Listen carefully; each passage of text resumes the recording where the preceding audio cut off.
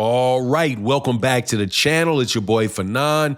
In this video, we're going to be in the 140-pound division where we got to set a record straight.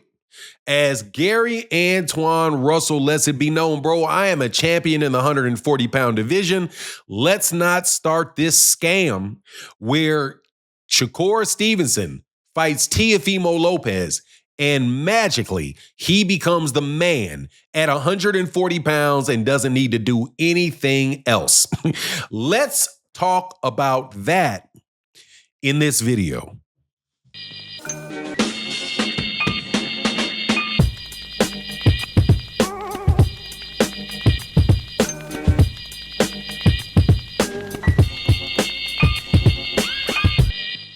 All right, welcome back to the channel. It's your boy Fanon, and in this video, we got a mix of flavors in this conversation.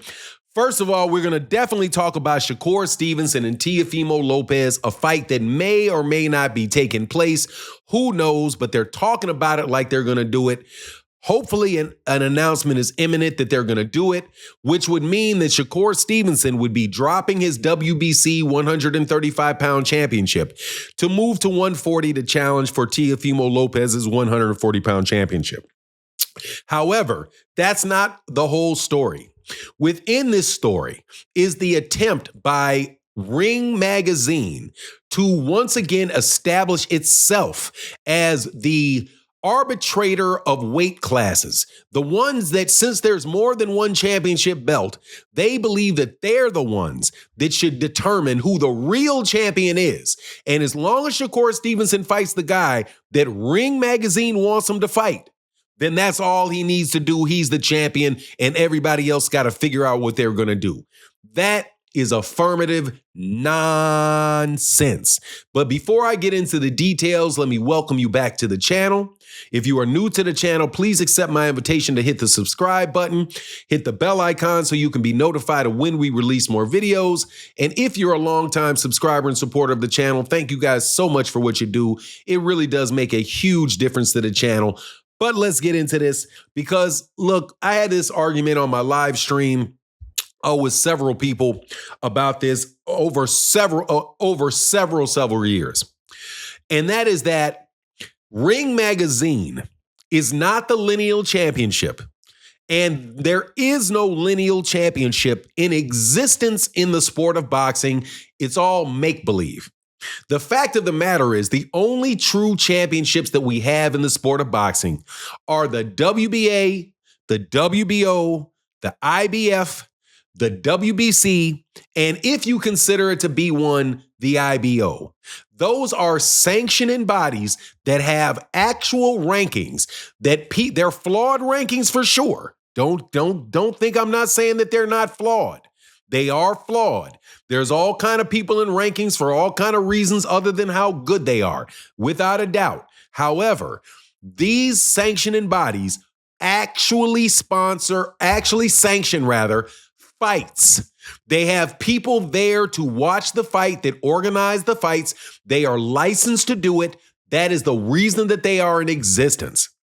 The magazine, Ring Magazine, for decades has tried to supplant the sanctioning bodies by claiming that they are the real people that are able to tell you who the champions are, even though Ring Magazine is a DAMN magazine.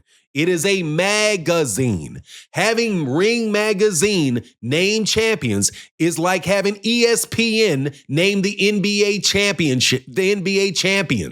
It doesn't work like that. It is like having ABC name the champion for the NFL. No, there's all kind of problems with the NFL, all kind of problems with the NBA. But if you really want to make the NBA bad, NFL bad, start allowing the press to be the ones that name your champions. Allow the press to be the ones to name the all-stars. You're going to start running into real problems. And that is what the Ring Magazine brings to the sport of boxing. Because when Shakur Stevenson claims that he is going to beat Teofimo Lopez and that will make him the lineal champion, that will make him the ring champion, no, it will not. First of all, Ring Magazine is not the lineal championship. It is not the lineal championship. The lineal championship is supposed to be something that tracks the belts all the way back to the original belt holder. In the case of the heavyweights, it would go back to the time of John L. Sullivan, right? It may go back to, for the smaller weight classes, it may go back to the time of Joe Gans.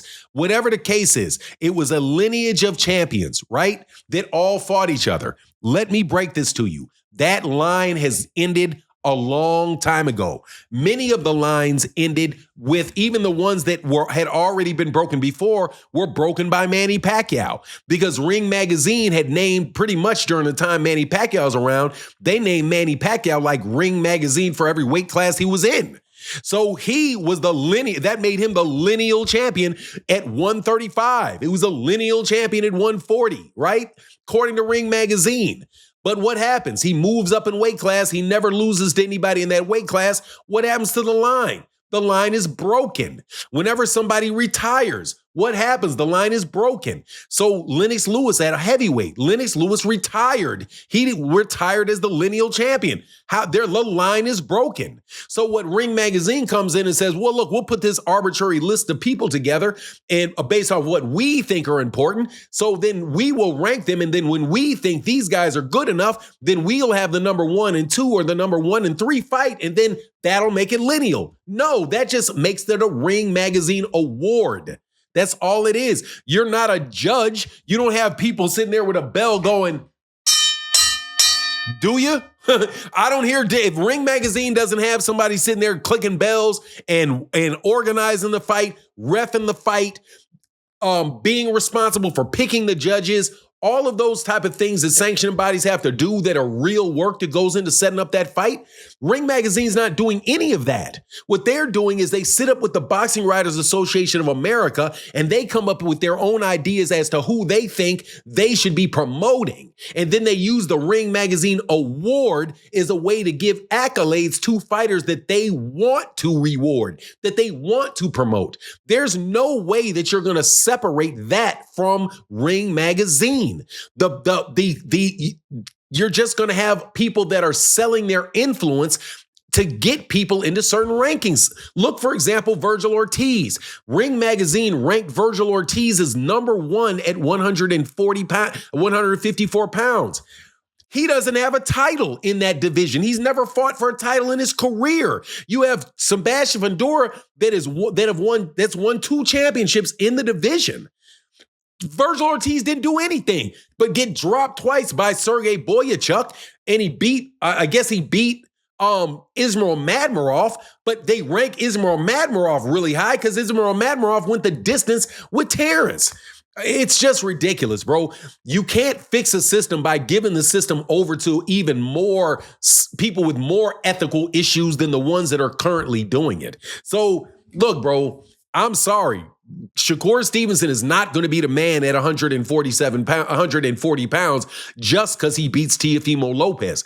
No, he's got to fight Gary Antuanne Russell or he's got to fight Africa. He's got to fight Subriel Matias. He's got to fight Alberto Puello and the other guys in those divisions to prove that he's the best in that division, not just get stamped by Ring Magazine, because that's what they're doing. They're just going to try to stamp him and keep him pushing. Notice how Gervonta Davis and the PBC fighters are almost never in these guys' rankings, no matter what they do, always down towards the bottom. Meanwhile, top-ranked fighters are always near the top. Turki Al-Sheikh fighters are always that. Now Turki Al-Sheikh's fighters are getting pushed up towards the top. Why? Because Turki Al-Sheikh owns Ring Magazine. The idea is just ridiculous, man. So biased, so crazy. Anyway, that's my take on the matter. Please let me know what you think in the comment section. And with that, I'm out.